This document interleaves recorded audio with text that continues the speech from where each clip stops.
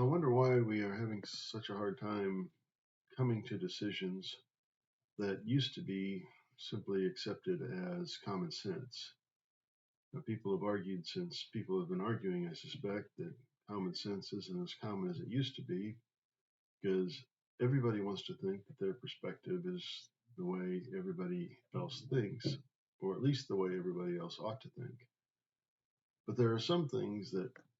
it seems we've crossed the line on. For example, the insistence that people are assigned genders at birth, as if biology hasn't defined one's gender from the moment of conception. The idea that we are, in fact, able to continue to work until we decide not to work, rather than recognizing that there are some jobs which require skills and abilities that fade with time, while there are other jobs that in fact, we become better at as we age. And even some of those jobs that we become better at, we may in fact reach a point in our development as human beings that we begin to lose our ability to perform not only at maximum peak ability, but in a way that even gives credence to the idea that we're able to do the job that we are tasked with doing. I'd like to suggest that in the same way that there are many businesses that require people to retire at a certain age, not necessarily tied to the age of retirement for Social Security, but at a certain age where it's generally recognized that one's ability to perform is compromised or potentially compromised just because of the natural effects of aging in a way that puts the company itself at risk, a risk that they don't want to entertain. So that individuals are often forced to retire as partners, as co owners, for example, in a law firm, and yet they may still continue to practice law in a way that is very profitable for themselves and for the firm as a whole, given the different financial arrangements that firms may have. But the point is that there is in business many times a recognition that there is an age at which one ought to step aside. As we enter a strange period in which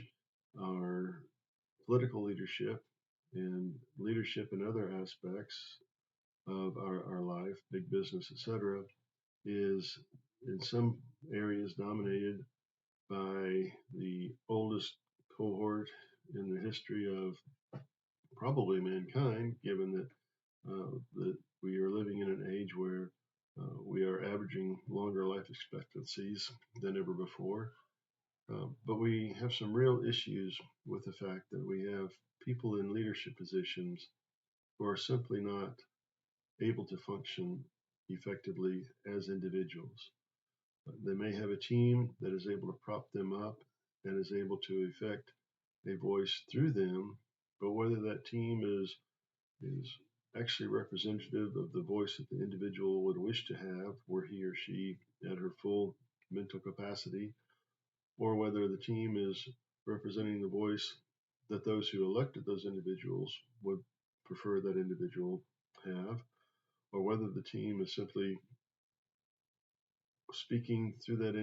individual with a voice that they themselves would like to see uh, with respect to policies enacted, etc.,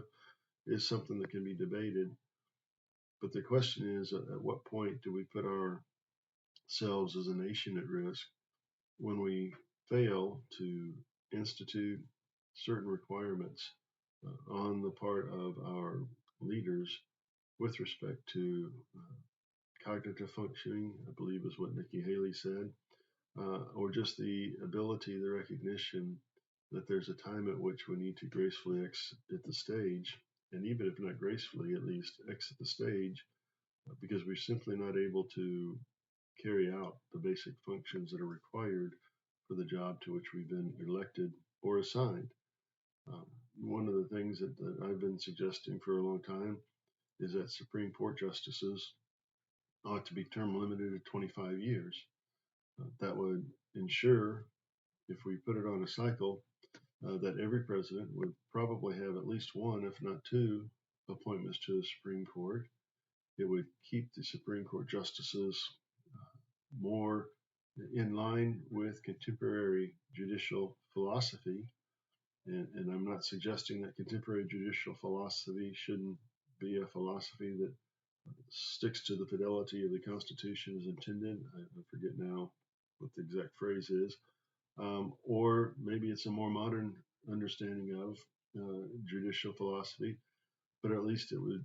ensure that we have people being appointed to the Supreme Court on a regular basis who are reflective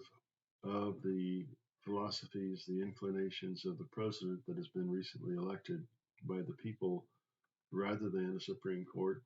that is perpetually operating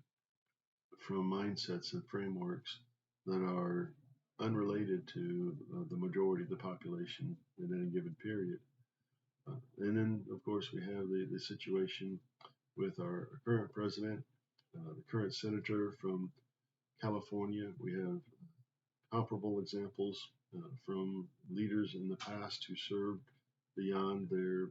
time of actual effective service. And by effective service, I'm not even suggesting it's service or decision making that I agree or disagree with. It's just the ability to make decisions, the ability to serve as a viable partner in leading the country in the position of president, representative, or senator. So I just think this is an issue that is being brought to the forefront and ought to be addressed squarely by the people who we're calling on to potentially limit their own power. I've historically not been in favor of term limits, but I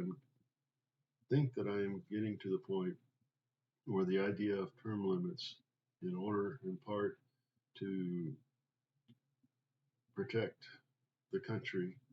and sometimes people themselves who are unwilling to give up power they've gotten used to but can no longer effectively wield, but to protect the country from those who service is compromised simply because of the natural progression of life. This is not an ageist, and all these ageism and all these other isms